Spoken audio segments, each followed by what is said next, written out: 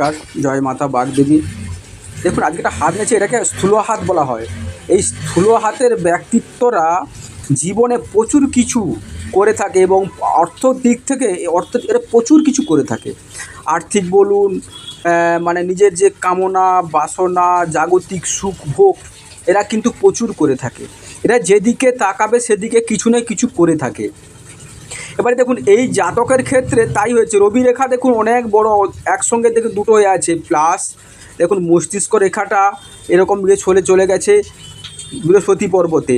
আর এবারে দেখুন এই গ্রহগুলো কত ভালো, বৃহস্পতি ভালো আছে এবং মঙ্গল, চন্দ্র, শুক্র, বুধ, রবি ভালো আছে।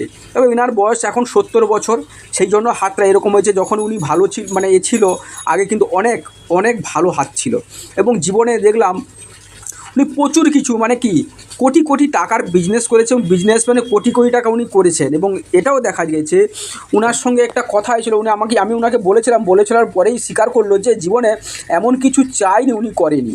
এবং সব দিক থেকে জাগতিক সুখ ভোগ, অ্যাশ আরাম, আর্থিক সব দিক থেকে উনি ভোগ করেছে। তবে এখন কী হচ্ছে, প্রবলেম হচ্ছে কি, মঙ্গল শারীরিক ঊর্জা, দ্বিতীয় মঙ্গলটা খারাপ আছে, সঙ্গে রাহু খারাপ থাকার জন্য, এই বদ অভ্যাসের জন্য কিন্তু ওনার শরীরটা খারাপ হয়েছে। এই যে দেখুন, রাহু আর যখন মঙ্গল খারাপ হয়ে গেছে, রাহু মঙ্গল খারাপ হওয়ার ফলে ওনার অ্যাক্সিডেন্ট যোগ হয়েছিল। সে কথা বলার ফলে উনি সেটাও স্বীকার হচ্ছে অ্যাক্সিডেন্ট হয়েছে রিসেন্টলি। সেই অ্যাক্সিডেন্টের জন্য উনি হসপিটালে পড়ে আছেন। ঠিক আছে, হসপিটাল থেকে উনি এসে আমার করেছিল, অনেক আগে হাত দেখিয়েছিল, তারপরে আবার দেখিয়েছিল। সেই কারণে ওনাকে বলেছিলাম এবং উনি এখন খুব ভালো আছে। ওনাকে বললাম উনি একটু আধ্যাত্মিক ধরনের চলে যেতে, এবং উনি আধ্যাত্মিক ধরনের চলে গেছে, দিলে উনি সুস্থ হবে। যে শনিটা যে খারাপ আছে, সেই শনিটা কিন্তু উনার ভালো হয়ে যাবে। দেখুন, আমরা যতই রেখা থাকি না কোনো আমাদের গায়ের জোরে করতে পারি, কিন্তু আধ্যাত্মিক লাইনে গেলে কিন্তু অনেকটা আমরা উপকার পাই। রেমিডি যতই যা করুন না, হাত কাজ দেবে না, কিন্তু আধ্যাত্মিক লাইনে গেলে কাজ দেবে। দেখুন, এই যে রাহু রেখাটার সঙ্গে দেখুন মঙ্গলের সঙ্গে রাহু রেখা মানে কি জুড়ে গেছে। এই যে রাহু রেখাগুলো, উনি মানসিক টেনশান, চাপ, হতাশা এখন সব চলে এসছে। মানে আগে যে করে গেছিলো সেই করার মতো টেন্ডেন্সি আছে, কিন্তু সে এখন তো পাচ্ছে না।